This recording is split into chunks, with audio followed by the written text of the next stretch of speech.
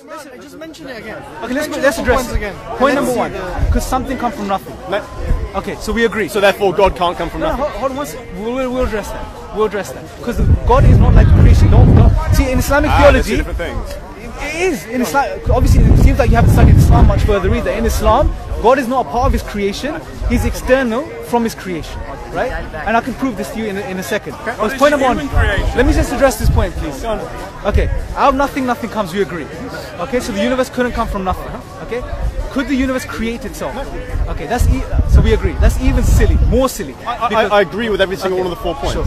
So then, therefore, the universe is created by an uncaused creator. By an uncaused creator. Yeah. No. That was the inference from this. You're completely right. Look, I agree with you that there must be a source of infinity in the universe that creates the universe. Yes. But it's a huge logical leap to go from that very evident conclusion to saying that source of infinity must be the very, very specific, highly personalized entity with a very defined biography, likes and dislikes that is characterized in the Quran. Okay, let's address this. Fantastic point. Let's address this point. Now let's conceptually think about this infinite entity that as you mentioned, right? Let's conceptually think about this. Now this infinite entity that caused the universe to come into existence at a point in time, right? Can we just change the language? It caused the universe to come into being. Yes, it created the universe. He didn't necessarily create the universe. No, because create implies some kind of conscious action.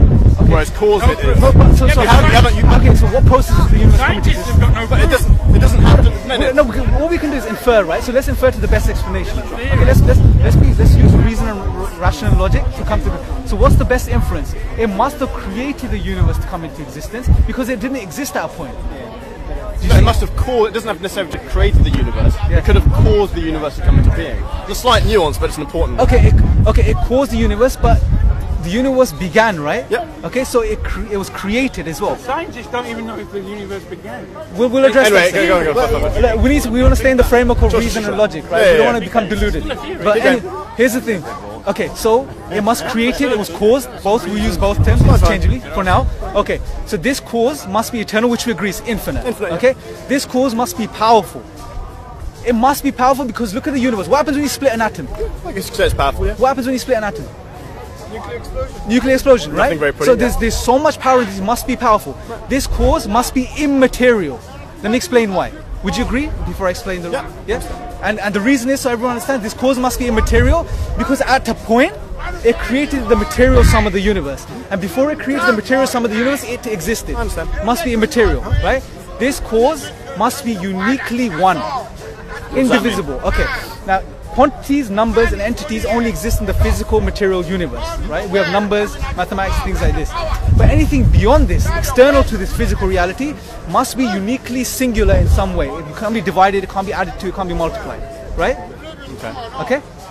This cause must be, so look at what we've come to. It must be eternal, it must be all-powerful, it must be uniquely one, it must be immaterial, it must have a will. By being eternal, 1 second, sir. Why do you have to limit it to one? Let me make this point. It's eternal, sir, but one. I can only address one person at a time. I think you're in the wrong place there. Let's not go into the head. With all respect, you're in the wrong place. Here's the thing. So all of these things, it must have a will.